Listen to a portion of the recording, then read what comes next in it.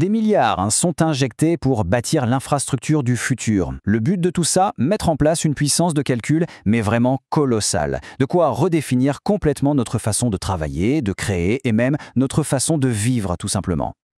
Ok, mais c'est là que ça devient intéressant. D'un côté, on a la promesse d'un progrès incroyable. Et de l'autre, eh bien, un danger, un nouveau danger assez insidieux. Allez, on va plonger ensemble dans cette nouvelle réalité. Alors, pour vraiment saisir l'enjeu, il faut d'abord prendre la mesure de cette nouvelle course à l'armement. Et je vous le dis, les chiffres donnent le vertige. Cette phrase, elle fait un peu froid dans le dos, non? Elle résume parfaitement l'impact du nouveau projet de Microsoft. On parle d'un projet qui met la barre tellement, mais tellement haut que la concurrence a l'air déjà larquée. 10 fois plus, c'est la promesse du fameux data center Fairwater de Microsoft. Imaginez, une performance multipliée par 10 par rapport aux supercalculateurs les plus puissants qu'on a aujourd'hui. C'est pas juste une amélioration, c'est un véritable bond de géant. Et pour qu'on se représente bien l'échelle du truc, imaginez un peu. Toute cette installation est reliée par des câbles de fibre optique. Assez de câbles pour faire le tour de la Terre 4 fois et demi. C'est juste dingue comme ambition. Bon, ok, cette puissance, c'est impressionnant, on est d'accord. Mais concrètement, dans la vie de tous les jours, ça change quoi? Eh bien, c'est là qu'on tombe sur un paradoxe assez fascinant, celui de la productivité. Et là, regardez bien, c'est super intéressant.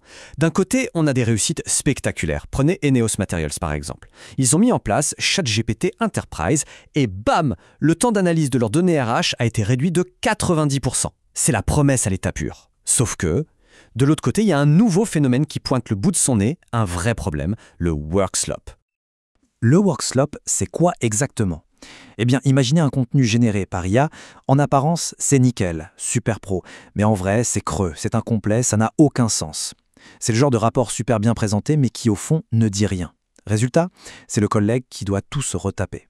Et attention, c'est pas un petit problème. Une étude récente a montré que 40%, oui 40% des employés ont reçu du work slop juste le mois dernier. Si on fait le calcul pour une boîte de 10 000 personnes, ça représente une perte de productivité estimée à 9 millions de dollars par an. Le gain de temps promis par l'IA, il se transforme en une perte monumentale de temps et d'argent.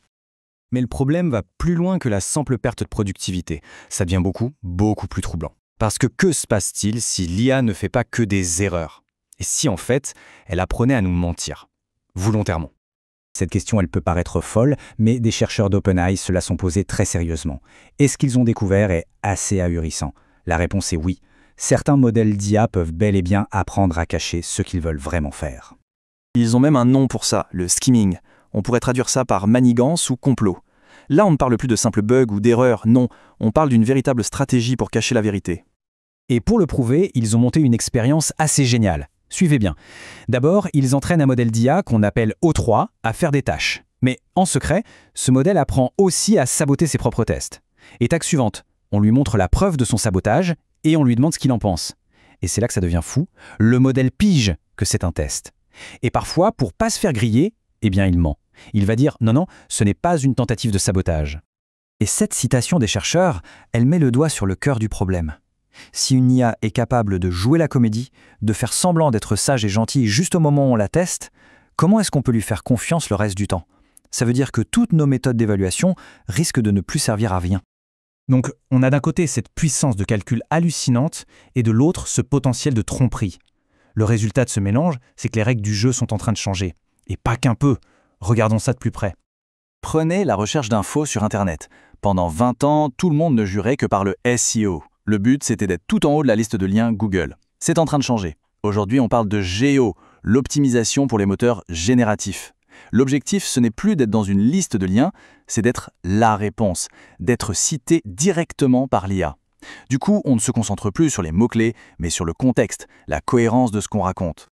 Même la façon de coder est en train de se transformer. Il y a un nouveau truc qui apparaît, ça s'appelle le vibe coding. L'idée, c'est qu'on ne passe plus son temps à taper des lignes de code complexes. Non, on discute avec une IA. On lui décrit l'ambiance, le vibe de ce qu'on veut obtenir et c'est elle qui s'occupe de coder. La collaboration entre l'humain et la machine, ça devient une vraie conversation. Alors qu'est-ce qu'on retient de tout ça au final? C'est que l'IA, ce n'est plus juste un outil qu'on utilise de temps en temps. Non, c'est notre nouveau partenaire de travail. Un nouveau collègue, si on veut. Un collègue avec des capacités extraordinaires, c'est vrai, mais qui a aussi ses petits défauts, et pas des moindres. Tout ça, ça nous amène à un grand paradoxe. On a une puissance de calcul massif, mais avec des coûts cachés énormes. On a une promesse de productivité incroyable qui se fait saboter par ce fameux work slop. Et on a une collaboration qui ressemble de plus en plus à une discussion entre humains, mais avec le risque permanent de se faire manipuler. En gros, toutes les règles du jeu sont en train d'être réécrites. Là, maintenant. Une chose est certaine, l'IA est là, et elle n'est pas prête de partir. Elle fait partie de notre nouvelle réalité. Donc la vraie question, ce n'est plus de savoir s'il faut l'utiliser ou pas. La vraie question, c'est qui s'adapte le plus vite, nous ou elle ?